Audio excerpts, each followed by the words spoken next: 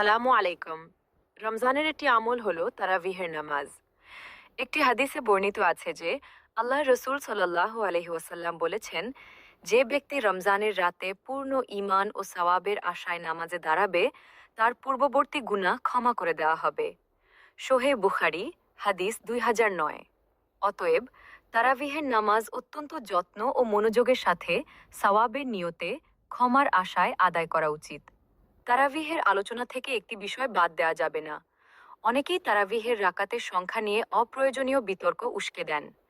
এই বিতর্কে জড়ানো উচিত নয় এবং আমলের উপর মনোযোগ দেওয়া উচিত।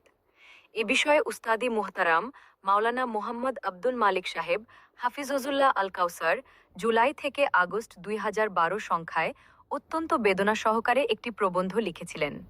প্রবন্ধের শিরোনাম হল বারাহি কারাম, রাকাতের সংখ্যা নিয়ে বিতর্ক ত্যাগ করুন, নিজের ভুল সংশোধন করুন।